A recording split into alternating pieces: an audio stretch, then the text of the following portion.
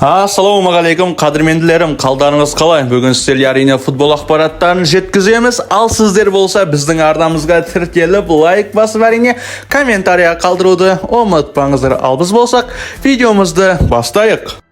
Жаңалығымызды Манчестер Юнайтед клубынан бастайтын болсақ, Манчестер Юнайтедтің бас бапкері Рубен Аморим өзіне теректі ойыншылар тізімін басшылыққа берген екен, және Реал Мадридтің ойыншыларын алғысы келеді. Рубен Аморим айтады, бізде Реал Мадридтің 1-2 ойыншысы керек, және біз команданы солар арқылы күшейте аламыз, және олар біздің командаға келетін ойдамын, деді Рубен Аморим. Жалпы қазіргі уақытта Манчестер Юнайтедте келген ойыншылардың көбісінің мансабы құрып жатыр. Антони секілді жақсы ойыншылар таланттардың көбісі жабылып қалды. Мысалға Реалдан келген Рафаэл Варан осы Манчестер Юнайтедте 3 жыл өнер көрсетті, және 3 жылдан кейін сразу мансабын аяқтап кетті 31 жасында. Негізіне Варан Реал Мадридта бетте ұстар қорғаушылардың бірі болған. Енді Юнайтедке келіп талантын жоғалтты, өзінің физикалық деңгейін жоғалтты, және мансабында соңында аяқтап кетті.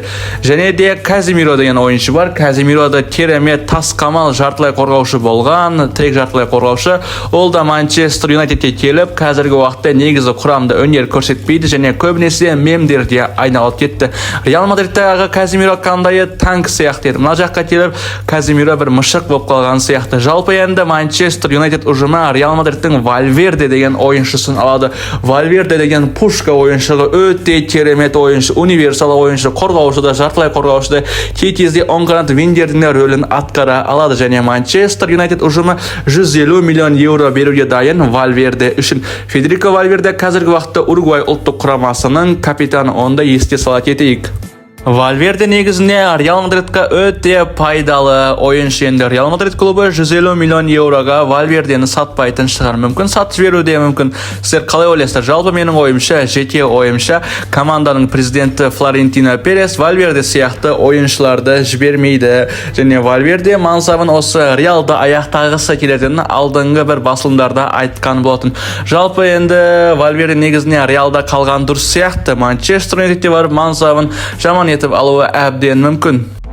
Англия футболына оралатын болсақ, Тоттенхэм клубы туралы сөйлесек, әрине Тоттенхэм клубы кеше жеңіске жетті. Әрине енді Саутгемптон клубын жеңді. Жалпы бұл ойында Тоттенхэм клубы жеңуге тиіс болған. Егерде бұл ойында ұпай жоғалтатын болса, Пассеголы жұмыстан кетеді, және де Тоттенхэмнің өзі чемпионшипқа салам алейкум деп ұшатын еді. Жалпы кеше Саутгемптонны ұшырып жіберген болатын. Саутгемптон клубы енді қатарынан десек те болар, тағы да ағылшын премьер лигасынан ұшып кетіп жатыр. Енді Пассеголы қазіргі уақытта жұмысқа қалуы мүмкін, егерде осы Еуропа лигасын жеңетін болса. Ал енді Саутгемптон болса, қалай не істесе де жеңіске жете алса да, жеңіске жетпесе де, тең ойнаса да бәрібір чемпионшипқа жолдама алып қойды.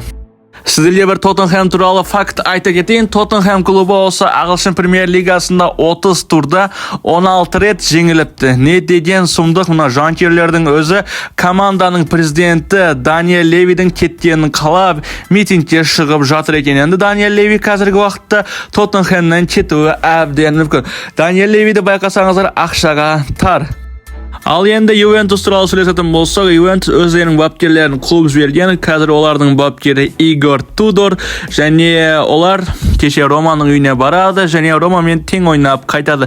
Жалпы бірінші болып 40-шы минутта Ювентус есепті ашқанымен есепті тең ұстап тұра алмады, және ұпай жоғалды, және турнирлік кестеде қазіргі уақытта 5-ші орында келеді.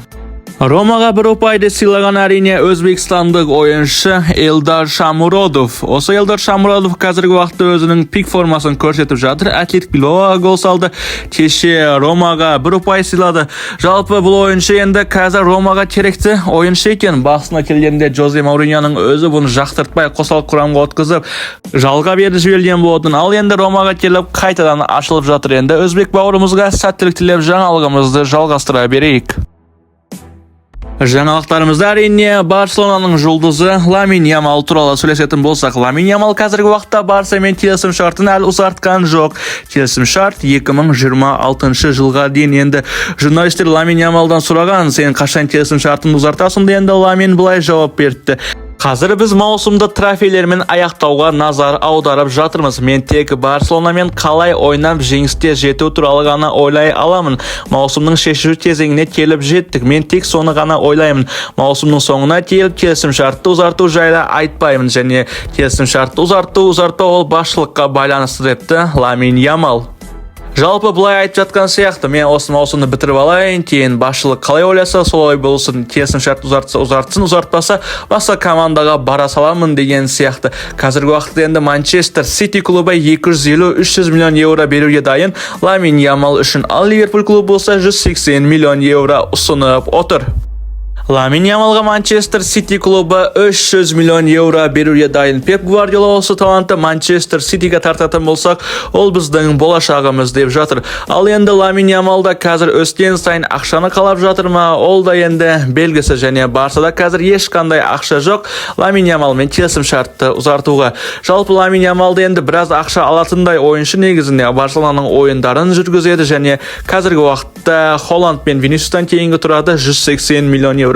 Холланд пен Винисиустың трансфермаркет порталындағы құны 200 миллион евро, ал Ламин Ямалда 180 миллион евро.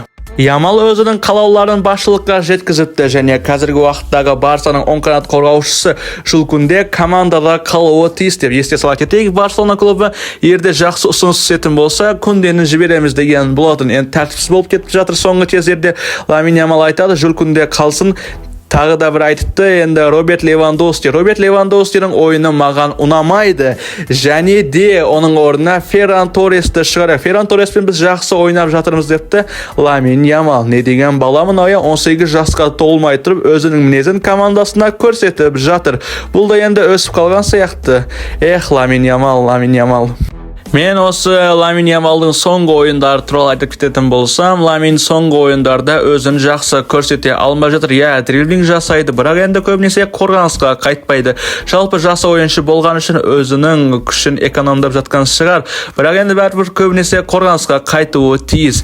Жалпы командаға қорғаныс жағынан көмек керек. Ал Ламин Ямал болса артқа қайтпайды. Басқа ойыншылардың өзі қайтады, және командада Роберт Левандовскийдің өзі де артқа қайтпайтынын есте салуымыз керек. Оның жасы жетіп қалған. Ал Ламин болса жұлдыз сезіне ме өзін, оны да білмейміз, бірақ ол көбінесе қорғанысқа қайтпайды. Және кейбір ойыншылар да өзінің наразылығын білдіріпті Ламинге, сен артқа қайтса қорғанысқа көмектессе деп. Ал Ламин болса я деп білгенін жасап жүреді. Ал достар, біз жаңалығымызды жалғастыра берейік. Ливерпульдің кешегі ойынына тоқталатын болсақ, Ливерпуль клубы кеше жеңіліске ұшырады. Жалпы кешегі ойында Ливерпульдің ойыны мүлдем болған жоқ. Себебі енді АПЛ-ды алуға жақынмыз деп команданың өзі шашылып қалған сияқты. Макалистер кеше өзін жақсы көрсете алды. Бір өзі барып бір гол сала салды. Алыстан тұрып тепті, және әдемі етіп девяткаға гол салды. Одан кейін әрине осы Ливерпуль клубы қорғанысқа жатты. Қорғанды, ал енді неқта болса, Ноттингем Форест болса, оларды қысым жасай бастады.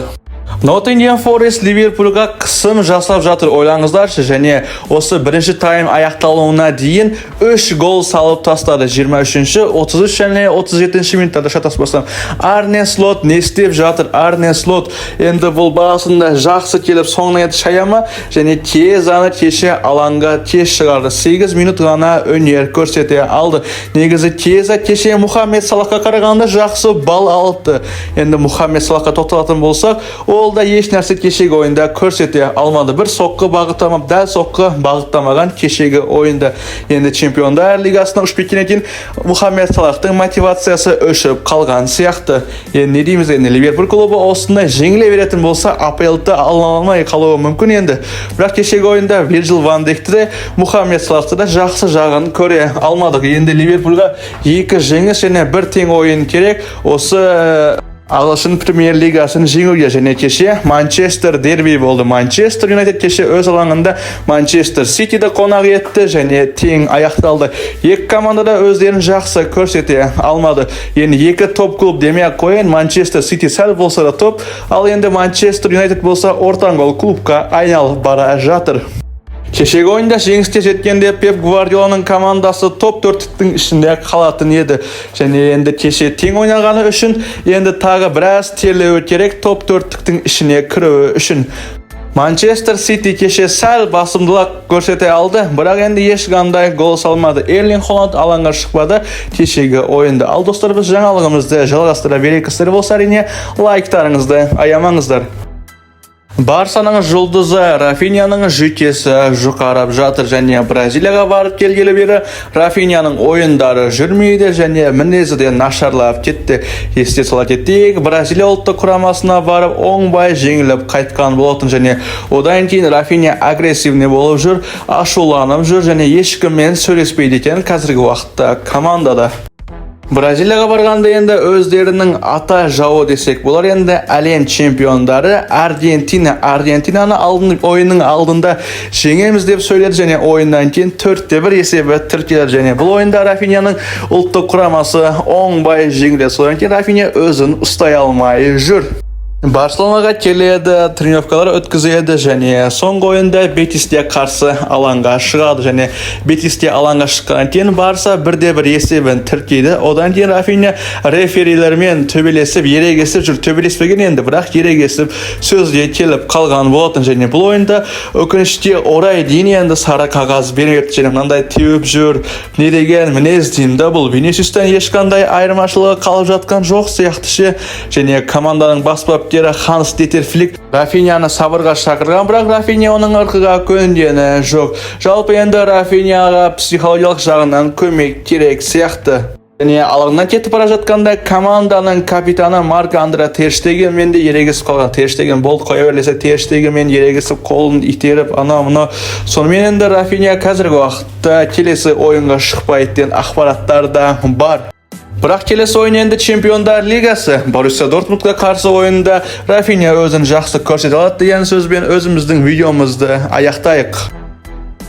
Ал достар, біздің видеомыз осы, енді арнамызға тіркеліп, лайк басып әрине достарыңызға жіберіп қойыңыздар. Осындай арна бар екен деп. Және де тіркелгеннен кейін колокольчик қоңырауша түймешесін басып, естен шықпасын. Ал сіздерге де рахмет.